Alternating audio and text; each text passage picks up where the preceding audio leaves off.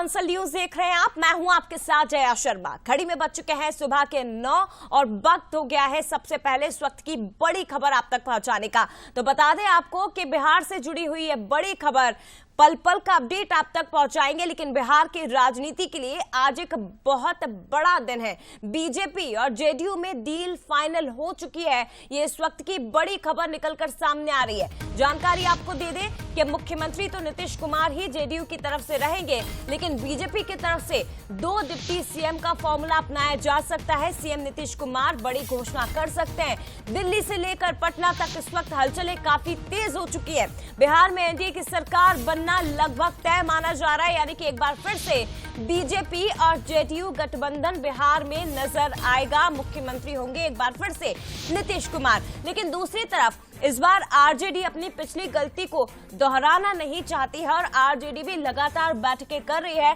मंत्रियों के साथ तेजस्वी यादव बैठक करेंगे। दोपहर 1:30 बजे कांग्रेस की भी बैठक होगी।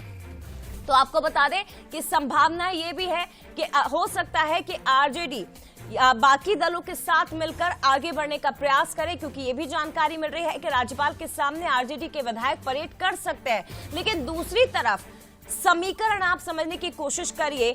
आरजेडी बिहार में सबसे बड़ी पार्टी है, लेकिन हमेशा से ये होता रहा है कि नीतीश कुमार जो कि काफी रणनीतिकार सियासत में माने जाते हैं, वो हमेशा ही ऐसा खेल खेलने की कोशिश करते हैं कि भले ही अंक गणित कम हो लेकिन सत्ता पर नीतीश कुमार ही बैठते हैं। बीजेपी 78 सीटें, आरजेडी के पास 79 सीटें हैं। बीजेपी दूसरे नंबर की और तीसरे नंबर की पार्टी है जेडीयू बिहार में अगर हम बात करें तो। लेकिन फिर भी हमेशा नीतीश कुमार मुख्यमंत्री पद की रेस में सबसे आगे होते हैं। और देखिए, हमेशा से ही बिहार की राजनीति को अगर देखा जाए तो यह हमेशा होता रहा है कि नीतीश कुमार एक दल को छोड़कर दूसरे दल के साथ चले जाते हैं।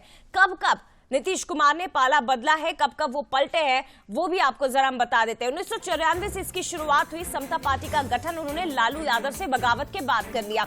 2013 में नीतीश ने एनडीए से भी किनारा कर लिया और इसके बाद 2015 में राजद और कांग्रेस के साथ मिलकर महागठबंधन राज्य में स्थापित कर लिया। लेकिन 2017 में आरजेडी से नाता तोड़ा और एक बार फिर से एनडीए में यानी कि बीजेपी के साथ वो चले गए। लेकिन 2022 में एनडीए का भी साथ छोड़ दिया और उसके बाद वो वापस राजद के साथ आ गए और राजद के साथ आकर खुद मुख्यमंत्री पद संभाला और तेजस्वी यादव को उप मुख्यमंत्री पद दे दिया। लेकिन अब एक बार फिर से आपको बता दें कि 2024 बिहार की सियासत के अगले 24 घंटे काफी महत्वपूर्ण माने जा रहे हैं। और चलिए बिहार की सियासत को जरा विस्तार से समझने की कोशिश करते हैं। सीधे रुख करते हैं न्यूज रूम का। Executive editor Shailene Singh Rajput हमारे साथ यहां से इस वक्त लाइव जुड़ गए हैं। शैलन जी, सबसे महत्वपूर्ण बात, अगले 24 घंटे बिहार की सियासत के लिए कितने महत्वपूर्ण हो जाते हैं? क्या हम ये माने कि बीजेपी ने अपने द्वार जेडीयू के लिए खोल दिए हैं? और दूसरी बात ये कि 2017 की भूल क्या एक बार फिर से राजद दोहराएगी, या हो सकता है कि इस बार राजद बिहार में कोई कमाल कर दे? बिल्कुल जया, अगले 24 घंटे बड़े महत्वपूर्ण होंगे, न सिर्फ बिहार की राजनीति के लिए बल्कि देश की राजनीति के लिए, 24 के इलेक्शन के लिए। बीजेपी ने एक तीर से कई निशाने साधने की कोशिश की है। अगर हम बात करें तो नीतीश कुमार को अगर एनडीए में शामिल होते हैं, जो कि लगभग आज तय है कि आज इसकी घोषणा 24 घंटे के अंदर हो सकती है और एक बार फिर हम बिहार में नीतीश और एनडीए को एक साथ देख सकते हैं और नीतीश कुमार मुख्यमंत्री बन सकते हैं और बीजेपी 2 उप मुख्यमंत्री के साथ सरकार में शामिल हो सकती है। देखिए जय, अगर हम इस पूरे समीकरण को समझने की कोशिश करें तो इसमें 3 चीज़ें साधने की बीजेपी कोशिश कर रही है। एक तो इंडिया जो गठबंधन है उसके आधार या उसके केंद्र नीतीश कुमार रहे हैं, उन्होंने ही इसकी शुरुआत की थी और ममता बनर्जी हो, मैं लौटूंगी सर आपके पास, मैं लौटूंगी आपके पास।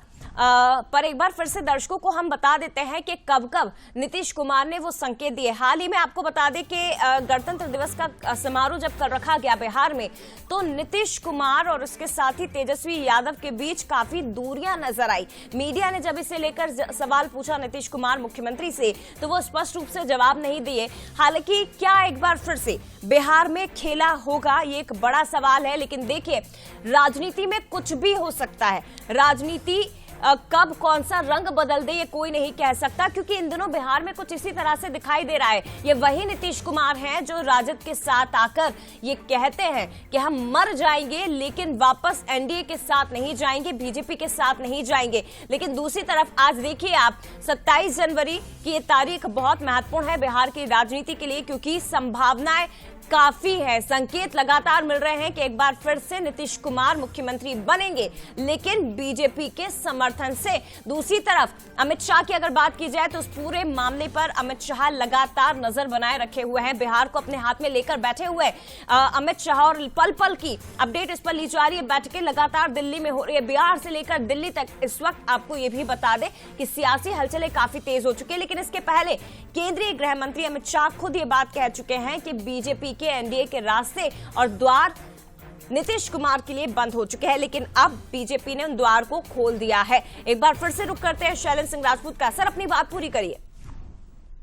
मैं यही कह रहा था कि इससे 3 निशाने साध रही है बीजेपी एक साथ। एक तो इंडिया गठबंधन जो है वो लगभग खत्म हो जाएगा, क्योंकि नीतीश कुमार ही उसके आधार है, उसके ही केंद्र है। ममता बनर्जी हो चाहे अखिलेश यादव हो, उनको एक मंच पे लाने की कोशिश की नीतीश कुमार ने ही की थी। और उसके बाद दूसरी जो बीजेपी की रणनीति वो ये है कि नीतीश कुमार का असर सिर्फ बिहार में नहीं है, झारखंड, उत्तर प्रदेश जैसे राज्यों में भी उसका असर है। आपने देखा होगा कि लोकसभा पिछले 2 लोकसभा चुनाव है, 2014 है, 2019 है, नीतीश कुमार की पार्टी ने अच्छा खासा वोट लिया था वहाँ तीनों राज्यों से। तो दूसरा तो ये एक साधने की कोशिश में है। तीसरा जो सबसे महत्वपूर्ण है, बीजेपी ये नहीं चाहती भविष्य के बिहार की राजनीति के भविष्य को देखते हुए कि आरजेडी सत्ता में रहे, क्योंकि आरजेडी अगर सत्ता में रहती है तो लालू प्रसाद यादव की पार्टी जो है उसमें एक सेकंड लाइन ऑफ लीडरशिप है, तो वो मजबूत हो सकती है और बिहार वो चुनौती दे सकती है बिहार में आगे बीजेपी को। तो बीजेपी तीनों लाइन पे सोच रही है और इसलिए वो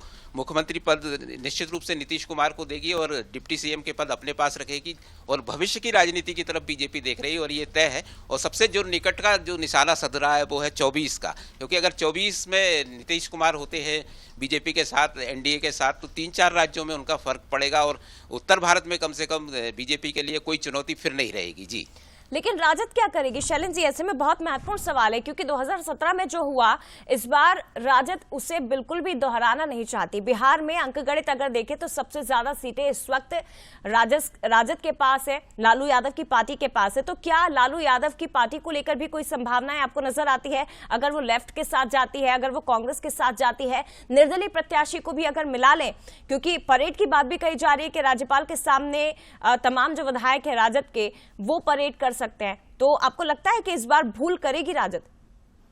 देखिए, ये पूरा गणित जो है आरजेडी का गणित फिट बैठेगा मुझे लगता नहीं है, क्योंकि कांग्रेस के भी कुछ विधायक ऐसी खबरें हैं कि बीजेपी के संपर्क में हैं और वो भी बाहर से समर्थन दे सकते हैं या सरकार में शामिल हो सकते हैं। उसके बाद जो भी कानूनी दांव-पेच हैं वो तो चलेंगे ही, लेकिन आरजेडी का गणित फिलहाल चलता नहीं दिखता, क्योंकि जाहिर तौर पर एक ये मनोदशा बन गई है उत्तर भारत में कि एनडीए की सरकार आ रही है, तो वहाँ के जो जितने भी बिहार के जो निर्दलीय विधायक हैं, जैसे जीतन राम मांझी की पार्टी है, वो भी सरकार में शामिल हो सकती है। तो चुनावी गणित है, जहां तक सरकार की बात है तो मुझे लगता नहीं कि आरजेडी इसमें कोई खेल कर पाएगी अपना, क्योंकि बीजेपी इस खेल में माहिर भी मानी जाती है और वो ये जो गठबंधन का आंकड़ा है या जो बहुमत का आंकड़ा है वो 128 करीब अभी आरजेडी और जेडीयू के साथ आने से बन रहा है। बीजेपी काफी रणनीतिक तौर पर सर आगे बढ़ रही है, क्योंकि रणनीतिकार जो कि इस वक्त कमान अपने हाथ में लिए हुए हैं केंद्रीय गृह मंत्री अमित शाह, लेकिन बहुत महत्वपूर्ण है और बीजेपी के लिए काफी फायदेमंद ये होने वाला है। 2024 के लोकसभा चुनाव में गठबंधन को चुनौती देना है